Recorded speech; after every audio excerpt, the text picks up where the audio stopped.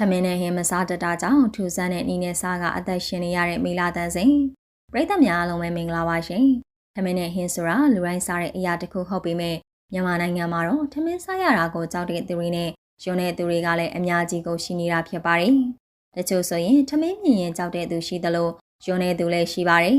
မေလာတန်စင်ကတော့ထမင်းစားရတာကိုမကြိုက်တဲ့အပြင်ဟင်းစားရတာလည်းမကြိုက်နှစ်သက်တဲ့သူတစ်ယောက်ပါမေလာတန်စင်ကထမင်းနဲ့ဟင်းကိုလုံးဝမစားဘဲနေခဲ့တာမဟုတ်ပေမဲ့တနိုင်တလောက်ရှောင်ခဲ့ပါတယ်။ငငယ်တုန်းကတော့မိဘကြွေးလို့စားခဲ့ရပေမဲ့ကြီးလာတဲ့အချိန်မှာတော့မစားတော့တာကြာပါပြီ။စားရရဲဆိုရင်တော့မေလာတန်စင်ထမင်းစားတဲ့နေ့ကအတော်လေးကိုထူဆန်းတာပါ။လူအများကထမင်းစားရင်ဟင်းပါမှစားတတ်ကြတာပါ။ထမင်းပကံထဲမှာဟင်းလေးတွေခတ်ထဲကရောလူပြီးစားကြပါတယ်။ရောမနေဘူးဆိုရင်တော့ထမင်းပေါ်မှာဟင်းလေးတွေတင်ကစားတတ်ကြတာပါ။ဒါပေမဲ့မေလာတန်စင်ကတော့ထမင်းနဲ့ဟင်းကိုရောစားရတာအတော်လေးကိုမကြိုက်တာပါထမင်းနဲ့ဟင်းကိုရောလူပြီးလုံးဝကိုမစားတတ်ဖြစ်နေတာပါအဲ့လိုစားရတာကိုလည်းသူ့အနေနဲ့အတော်လေးကိုမကြိုက်တာပါဒါကြောင့်မို့မေလာတန်စင်ကထမင်းနဲ့ဟင်းကိုဘယ်တော့မှရောမစားပါဘူးသူထမင်းစားပြီးဆိုရင်ထူးဆန်းတဲ့ညီကိုသာကျင်းသုံးတာပါအဲ့ဒါကတော့ထမင်းကိုပါဇက်ထဲအရင်ထဲတာဖြစ်ပါတယ်ထမင်းကိုပါဇက်ထဲထည့်ပြီးပြီဆိုမှဟင်းကိုဇွန်းနဲ့ကောကပါဇက်ထဲထည့်တာပါဒီလိုနည်းနဲ့ပဲမေလာတန်စင်ကတစ်သက်လုံးထမင်းစားခဲ့တာပါထမင်းကိုအရင်စားဟင်းကိုအရင်စားစားရင်းနဲ့ပဲဖြတ်တန်းလာခဲ့တာပါဒါပေမဲ့မေလာတန်စင်ကထမင်းကိုလုံးဝမကြိုက်ပါဘူးထမင်းမစားဘဲနေချင်တာမို့နောက်ပိုင်းမှာထမင်းလုံးဝမစားတော့ပါဘူးအိမ်မှာမိသားစုတွေထမင်းစားပြီးဆိုရင်လည်းသူမပါတာများပါတယ်မိသားစုတွေကထမင်းစားလဲသူ့ကိုခေါ်မစားတတ်ကြပါဘူးသူကလည်းထမင်းစားရမယ့်အလုပ်ကသူ့လုံးမဟုတ်ဘူးလို့သာမှတ်သားထားတာပါအခုနောက်ပိုင်းမှာဆိုမေလာတန်စင်ကလည်းထမင်းလုံးဝမစားတော့တဲ့ထူးဆန်းတဲ့လူသားဖြစ်ရပ်တည်နေတာပါ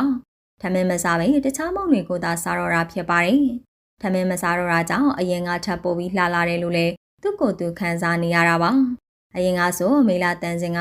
ဝါဖောင်းဖောင်းနဲ့အနှင်းငယ်ဝါတဲ့အထည်ပါပါတယ်။ဒါပေမဲ့အခုနောက်ပိုင်းဆိုထမင်းလည်းမစားတော့တဲ့အတွက်အရင်ထက်အများကြီးကိုပိန်သွားခဲ့တာပါ။ပိုပိန်သွားတာကြောင့်သူ့ကိုယ်သူကြည့်လို့ကောင်းတယ်ဆိုပြီးလည်းခံစားနေရတာပါ။မေလာတန်စင်ကတော့ထမင်းလည်းမကြိုက်တဲ့အပြင်တက်ထားတဲ့အချိန်မှာအရင်ကထပ်ပိုးလာတဲ့အတွက်နောက်လဲစားဖြစ်ဖို့မသေးကြတော့ပါဘူး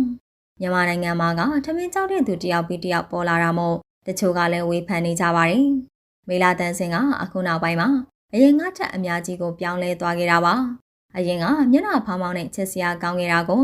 နိုင်ငံခြားသွားကနှာခေါင်းကိုပြုပြင်ခဲ့တယ်လို့မျက်နှာကိုလည်းပြောင်းလဲလိုက်တာပါတချို့ကမကြိုက်ပေမဲ့မေလာတန်စင်ကတော့သူ့ကိုယ်သူလှတဲ့သူတယောက်အဖြစ်ခံယူထားပါတယ်မေလာတန်စင်ကငငယ်ကလေးကတူရိယာမျိုးစုံကိုတီးပြကထူးချွန်တဲ့ကလေးလေးအဖြစ်လူသိများခဲ့တာပါ။ဒါအပြင်အဆိုကလည်းကောင်းတာကြောင့်နာမည်ကြီးလာခဲ့တာဖြစ်ပါတယ်။မေလာတန်စင်ကအခုနောက်ပိုင်းမှာအဆိုတော်တယောက်အနေနဲ့လည်းမဟုတ်တော့ပဲတရုတ်ဆောင်မှလုံနေပြီဖြစ်ပါတယ်။ရုပ်ရှင်ဇာတ်ကားကြီးတွေလည်းတောက်လျှောက်ရိုက်လာရသလိုမင်းသမီးအနေနဲ့ခြေလန်းစပြူနေပါပြီ။မေလာတန်စင်ကတခြင်းအသက်တူတာမလုပ်ဖြစ်တော့ပဲရုပ်ရှင်ဇာတ်ကားတွေသာတောက်လျှောက်ရိုက်ဖြစ်နေတာဖြစ်ပါတယ်။သူကိုယ်သူအရင်ကတော့မဝါတော့ဘူးလို့လည်းယုံကြည်မှုရှိလာသလိုရုပ်ရှင်ရရတာလည်းအဆင်ပြေတယ်လို့ခံစားနေရတာဖြစ်ပါတယ်။ထမင်းနဲ့ဟင်းတွဲမစားတတ်တဲ့မေလာတန်စင်အပေါ်အမြင်လေးကိုပြောပြပေးခဲ့ကြပါအောင်ရှင်။ကြည့်ရှုအားပေးခဲ့ကြတဲ့ပရိသတ်တယောက်ချင်းစီတိုင်းကိုကျေးဇူးအထူးတင်ရှိပါတယ်။